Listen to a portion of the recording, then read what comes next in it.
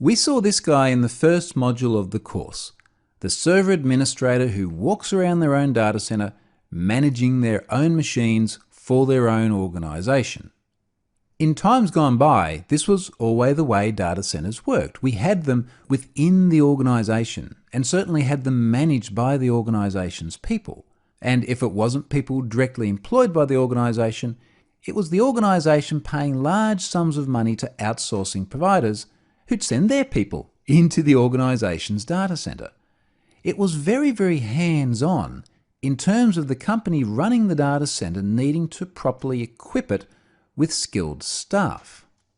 Server administration is not a simple task, it is a specialized skill. And indeed it needs specialized people, which is a costly exercise. What the cloud does is starts to commoditize the process of server administration.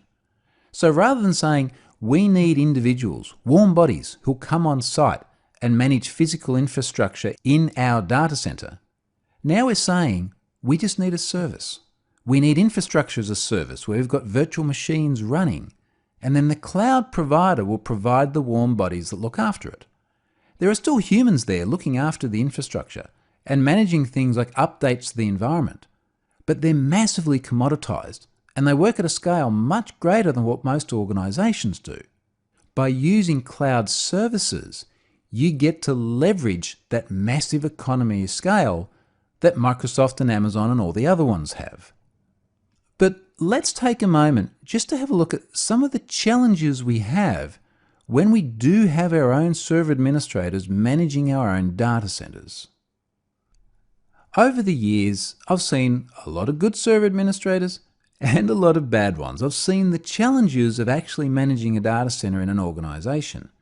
And there are some common patterns which tend to arise. So for example, I very often see inexperienced people managing servers. People who simply haven't spent enough time yet to be in charge of such a critical piece of infrastructure for a company. Now, very closely related to that is underskilled individuals. So perhaps individuals that do have a technical competency, but it's just simply not a competency in managing server environments. I've seen many times where developers end up being sysadmins. And I've certainly seen a lot of cases where that has led to some very unpleasant consequences. Also closely related to this skills issue is how security conscious the individuals are. So do we genuinely have people that not only have the years of experience and the relevant skills to manage the environment, but actually put security at the forefront of what they do? Are they really conscious of all the risks that they need to protect their environment from? These three are all pretty closely related, and certainly individual competencies and training go a long way to addressing them all. The point here, though, is very frequently organizations fall short in all these three areas.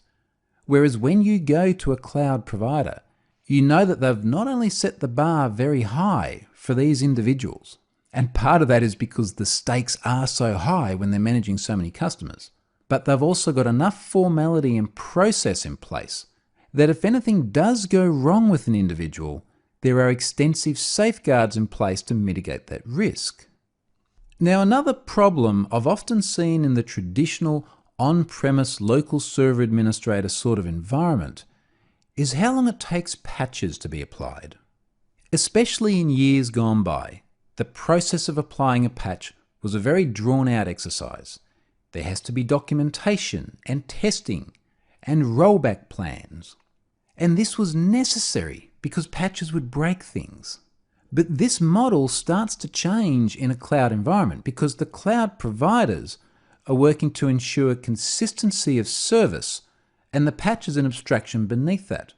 So if we think back to the diagram in the first module, particularly around those platform and software as a service models, patching of something like the operating system or the runtime is well and truly the responsibility of the cloud provider.